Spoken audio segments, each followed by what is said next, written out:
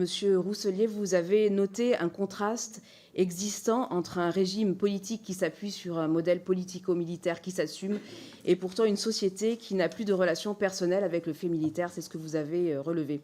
Vous avez posé la question de la place que pourrait tenir le fait militaire dans la société. Nous posons une autre question, directement induite. Le fait militaire doit-il réinvestir la société ?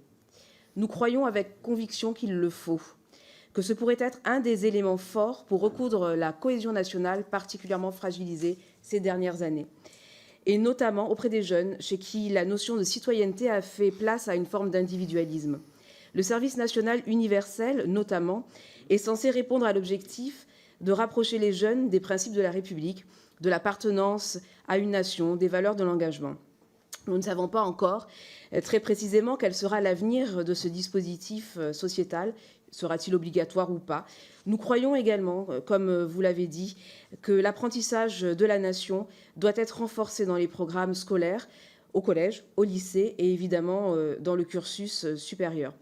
Quel est votre regard sur le dispositif du service national universel ? Merci.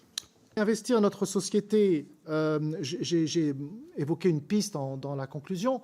Je crois que ce à quoi il faut faire attention quand on se tourne vers l'histoire, ce que pensent par exemple les militaires, quand les militaires ont reçu sous la Troisième République cette espèce de doukase venant du politique, ben maintenant vous allez prendre tous les, j'allais dire les adolescents, non, on n'est pas adolescent à 20 ans normalement, mais enfin tous les jeunes hommes, voilà, sans exception, les prêtres, les pasteurs et les rabbins aussi, les curés sac à dos. Bon, beaucoup de militaires n'étaient pas contents.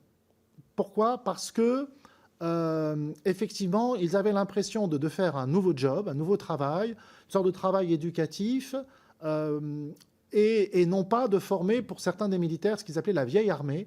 C'était une armée plus limitée en nombre d'hommes, qu'ils pouvaient former sur un service plus long. C'était l'idéal encore d'Adolphe Thiers, par exemple. C'est un peu ce qu'on retrouve chez De Gaulle aussi.